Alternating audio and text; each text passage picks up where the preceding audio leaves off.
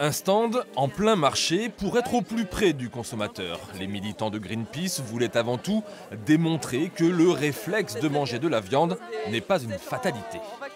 On n'a pas un discours comme quoi il ne faut pas du tout manger de viande.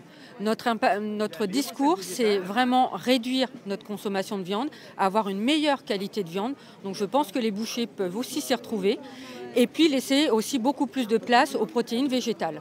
Ça aura automatiquement un impact positif au niveau de notre environnement et aussi un impact positif au niveau de notre santé. Manger moins de viande, une idée qui commence à faire son chemin, comme par exemple pour ce monsieur qui déclare consommer des protéines animales au moins 3 fois par semaine.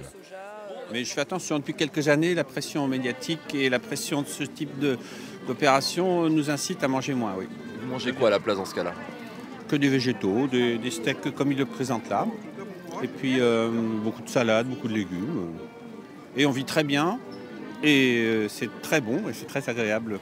Consommer moins de viande tout en privilégiant la qualité, on appelle ça le flexitarisme. Et aujourd'hui, les flexitariens représentent un tiers des ménages français, alors qu'ils n'étaient que 25% en 2015.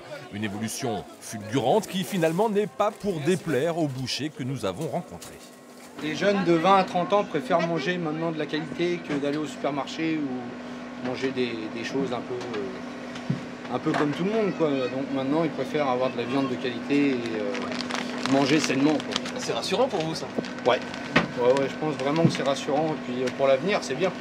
À force de pétitions et d'autres actions de ce genre, Greenpeace espère convaincre les hommes politiques d'être davantage à l'écoute des consommateurs citoyens plutôt que des lobbies agro-industriels et de rappeler que notre santé passe chaque jour par notre assiette.